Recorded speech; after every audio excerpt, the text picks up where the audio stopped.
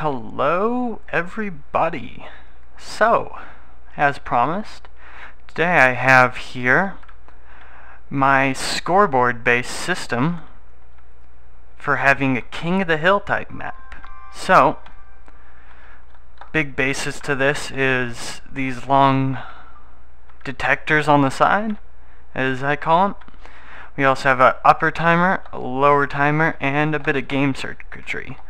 We'll start here, just get things going. Right down here I just have, for now, a temporary start and reset button. So, the start button, connected to a little RS NOR latch over here, turns this on, which activates this portion. Now, this portion will turn off these two things, which will allow our two timers to start running. This one's a simple 1 second clock, but the upper one is a bit more complicated. What I did is I set up 4 hoppers feeding into each other. So the circuitry up here actually allows it to continue going. The complicated bits are down here. I'm going to go over to the other side where you can see a little bit better. Here we have 4 pistons with redstone blocks, and the one that's pulled back is actually the one that's on. If we go in the center, we can see that as they pull back, it goes over a redstone wire, which goes down, depowers a torch, which feeds into another length of wire that goes out to one of our little detectors. Now, the way this works is it simply when there's, where is it? Here we go.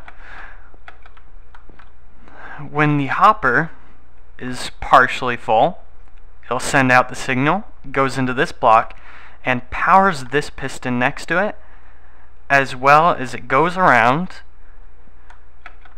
powers this torch, which pulls the piston back. As you can see, when it emptied there, it switched. And then what I have here to turn it off is a simple torch that connects to this, what do you call it? 1 second.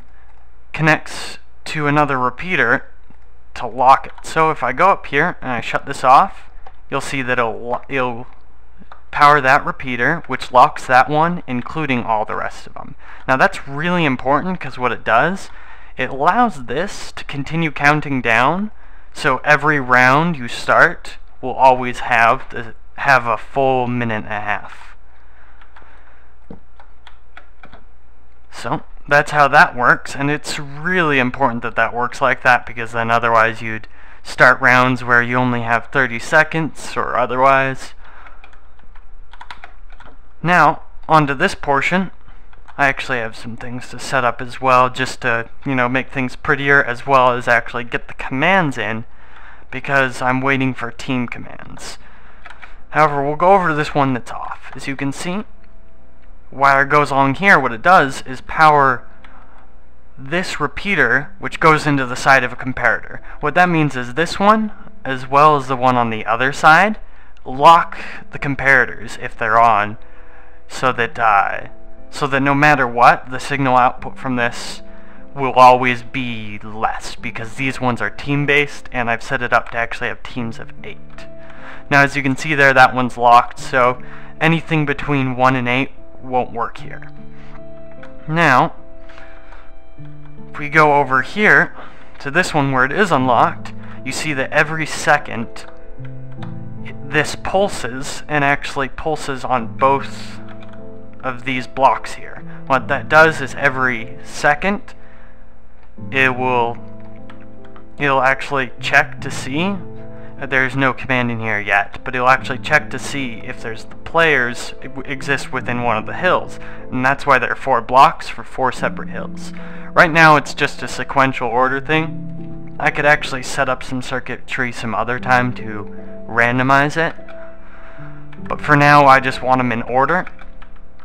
Then, what it'll do is, with this little setup, if the amount that is coming out of here is greater than the amount over here, then it'll extend this way, otherwise, you know, vice versa, extend this way. And it'll power between 1 and 8 of these command blocks. They'll all have the exact same command, just add 1 score to the team, to the appropriate team.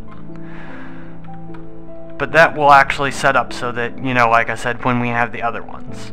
Now, the end of the game result is actually down here. Every second, it also checks these 2 blocks. Now, I was checking out, you know, just working with the whole score minimum thing. As you can see here, score time minimum. So if I go in and I give myself 180, you can see I'm on team 2. So what will happen is it'll actually activate this block. You know, I just did levels for teams for the moment. It'll activate this block, goes along here, activates a little message in one of these blocks, comes over and powers a piston. They'll actually shut off this RS NOR latch and make it so that this is locked so the game cannot start again. Now, no matter what we do, if we keep pressing start, it won't go again. Now, we come over, hit reset, it'll move this, reset this NOR latch, RS NOR latch, pull the piston back, it'll trigger this once, just to check to, you know, clear the teams, clear the comparators here, and then also just activate these ones. That one's, I'm hoping, this one I'm hoping works, otherwise I'll need to, you know, mess with that later on, and I put 2 of them in case I need to do it per team, and right now just to reset mine. But yeah, that's about it. It's a lot of simple parts right now. These ones will just test for people in a certain area, and these ones set, you know, will give the teams points, so that's simple enough. As soon as I actually get the command, once we have the commands to actually work with this with the team, I'll have a download available for this. Anyway, I hope you guys enjoyed this. Leave a like if you do. Subscribe if you want to see more, and I'll see you guys next time.